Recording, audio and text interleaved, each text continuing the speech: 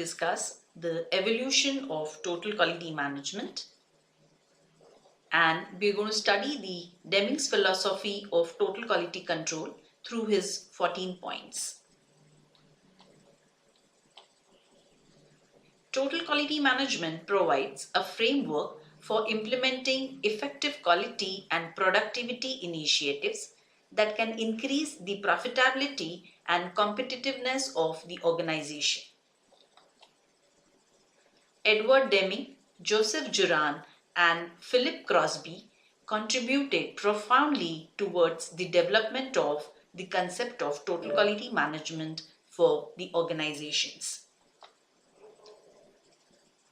The nomenclature previously used was total quality control, which changed in the 1980s to total quality management and shifted the focus from product and service quality to the management of achieving customer satisfaction, which we call as quality today. Edward Deming was a prominent consultant, teacher, and an author. He is known as the father of quality control. He developed 14 points to guide companies in quality improvement. Deming's philosophy is given in 14 points, most of which were given in a seminar in Japan in 1950s. Deming's profound knowledge of quality management helped organizations to achieve quality in their products and services. After sharing his expertise in statistical quality control to help the US war come out of the World War II, the War Department sent Deming to Japan to help the nation. He was invited to Japan at the end of World War II by Japanese industrial leaders and engineers. They asked him how long it would take to shift the perception of the world from the existing paradigm that Japan produces cheap, shoddy imitations to one of producing innovative quality products. Deming told them if they follow his directions, they could achieve the desired outcome in 5 years.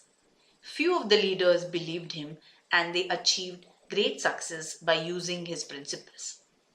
He was invited back to Japan time after time, where he became a reverse counselor. For his efforts, he was awarded the Second Order of the Sacred Treasure by the Emperor. Let us look at the 14 principles of Deming's. The first one is create and publish the aims and purpose of the organization. Management must demonstrate constantly their commitment to this statement. It must include investors, customers, suppliers, employees, the community, and a quality philosophy. The statement is forever changing document that requires input from everyone. Organizations must develop a long-term view of at least 10 years and plan to stay in business by setting long-range goals. The second one is learn the new philosophy. Top management and everyone must learn the new philosophy. Organizations must seek never-ending improvement and refuse to accept non-conformance. Customer satisfaction is the number one priority because dissatisfied customers will not continue to purchase your products and services. The organization must concentrate on defect prevention rather than defect detection. By improving the process, the quality and products will improve. The third principle is understand the purpose of inspection. Management must understand that the purpose of inspection is to improve the process and reduce its cost. For the most part, mass inspection is costly and unreliable. Where appropriate, it should be replaced by never-ending improvement using statistical techniques. End the practice of awarding business based on price tag. The organization must stop awarding business based on the low bid because price has no meaning without quality. The goal is to have single suppliers for each item to develop a long-term relationship of loyalty and trust, thereby providing improved products and services. Improve constantly and forever the system. Management must take more responsibility for problems by actively finding and correcting problems so that the quality and productivity are continually and permanently improved and the costs are reduced. The sixth principle is institute training. Each employee must be oriented to the organization's philosophy of commitment to never-ending improvement. Management must allocate resources to train employees to perform their jobs in the best manner possible. Everyone should be trained in statistical methods, and these methods should be used to monitor the need for further training. Teach and institute leadership. Improving supervision is management's responsibility. They must provide supervisors with training in statistical methods and these 14 points so the new philosophy can be implemented. Instead of focusing on a negative, fault-finding atmosphere, supervisors should create a positive, supportive one where the pride in workmanship can flourish. All communication must be clear from top management to supervisors to operators. Drive out fear. Management must encourage open, effective communication and teamwork. Driving fear out of workplace involves managing for success. Management can begin by providing workers with adequate training, good supervision, and proper tools to do the job as well as removing physical dangers. When people are treated with dignity, fear can be eliminated and people will work for the general good of the organization. In this climate, they will provide ideas for improvement. Optimize the efforts of teams, groups, and staff. Management must optimize the efforts of team, work groups, and staff areas to achieve the aim and purpose of the organization. The barrier exists because of poor communication, ignorance of the organization's mission, competition, fear, and personal grudges. To break down the barriers, management will need a long-term perspective. All the different areas must work together.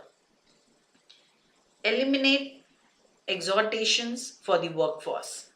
Exhortations that ask for increased productivity without providing specific improvement methods can handicap an organization. They do nothing but express management's desires. Goals should be set that are achievable and are committed to the long-term success of the organization.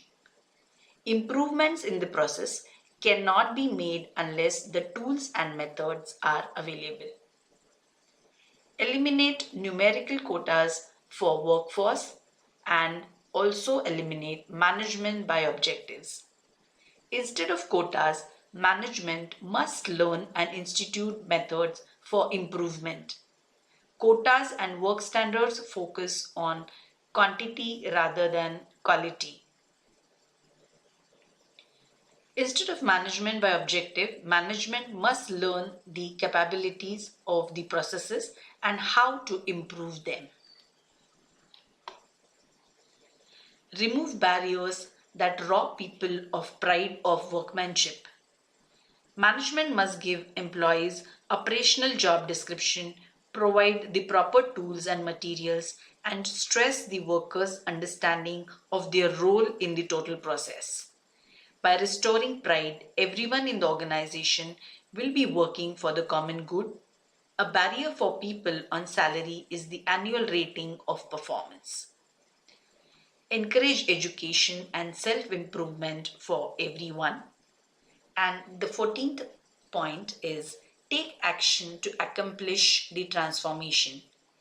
Management must be committed, involved, and accessible if the organization is to succeed in implementing the new philosophy or these 14 points which were suggested by Deming. One of the important aspects which was suggested by Deming was the plan, do, check, act cycle, which is called as a PDCA cycle. What do you mean by PDCA cycle? By PDCA, you mean plan, do, check, and act. By plan, you mean recognize an opportunity and plan a change. By doing, we mean test the change, carry out a small scale study. By checking, we mean review the test, analyze the result, and identify what you have learned. And by act, we mean take action based on what you learn in the study step. If the change did not work, go through the cycle again with a different plan. Where all can we use the PDCA cycle? We can use it in starting a new improvement project, developing a new or improved design of a process, product, or service, defining a repetitive work process, planning data collection and analysis in order to verify and prioritize problems or the root causes, implementing any change in the organization, and working towards continuous improvement. Thank you for listening to the class. Attend the quiz on quality gurus and their vision. The link is given in the description box.